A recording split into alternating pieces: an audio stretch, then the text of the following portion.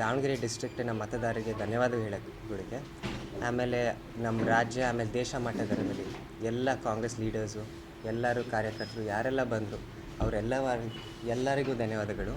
ಆಮೇಲೆ ಮುಖ್ಯವಾಗಿ ನಮ್ಮ ಕಾರ್ಯಕರ್ತರು ಏನಿದ್ದಾರೆ ಅವರು ಇದು ನಮ್ಮ ಸ್ವಂತ ಗೆಲೆ ಅಷ್ಟೇ ಅಲ್ಲ, ನಮ್ಮ ಕಾರ್ಯಕರ್ತರ ಗೆಲೆ.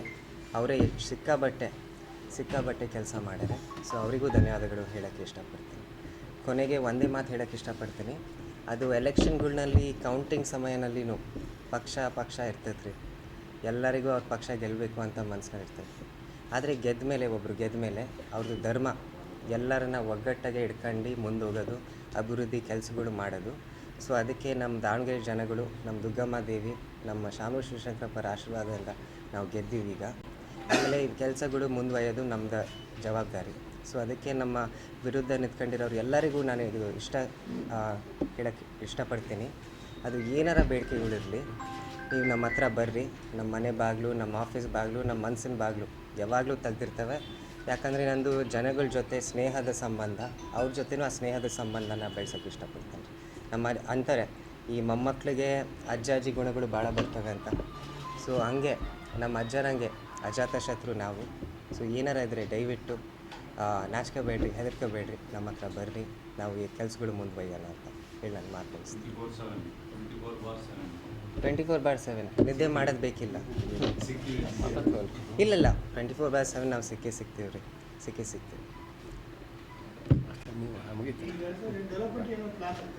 Definitely sir. ಈಗ ನೀವು ನೋಡಿದ್ರಿ ಡೆವಲಪ್ಮೆಂಟ್ ಅಂದಾಗ ನೀವೆಲ್ಲರೂ ಪ್ರೆಸ್ ಅವರು ಯಾವ್ದಾರ ಸರ್ಕಲ್ ಹಿಡಿದಾಗ 101 ಜನಕ್ಕೆ ಕೇಳಿದ್ರೆ 108 ಸಮಸ್ಯೆಗಳು ಬರ್ತವೆ.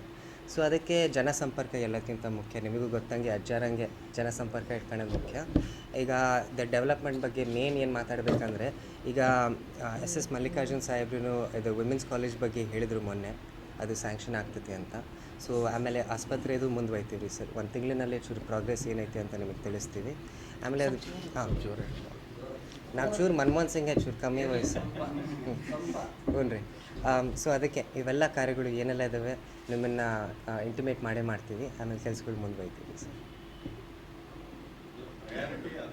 ಪ್ರಯಾರಿಟಿ ಅದೇ ಸರ್. ಯಾಕಂದರೆ ನೀವು ನೋಡಿದ್ರಿ ಜನದ ಬೇಡಿಕೆಗಳು, ಅದು ಕಾಮನ್ ಬೇಡಿಕೆಗಳು ಅವೆ. ಅದು ಬಿಟ್ಟರೆ ಹೌಸಿಂಗಿಂದು ನಾನು ಚೂರು ಒತ್ತು ಕೊಡೋಕ್ಕೆ ಇಷ್ಟಪಡ್ತೀನಿ. ಯಾಕಂದರೆ ನೀವು ನೋಡಿದ್ರಿ ಈ ಮಟ್ಟಿಕಲ್ನಲ್ಲಿ 150 ಮನೆ ಸ್ಲಮ್ ಬೋರ್ಡಿಂದ ಆಗ್ತಿದ್ದಾವೆ. ಅವು ಪ್ಲಾಸ್ಟಿಂಗ್ ಸ್ಟೇಜು, ಟೈಲ್ ವರ್ಕ್ ಸ್ಟೇಜ್ನಲ್ಲಿದ್ದಾವೆ. ಅದನ್ನು ಈ ವರ್ಷ ಮುಗಿತವೆ.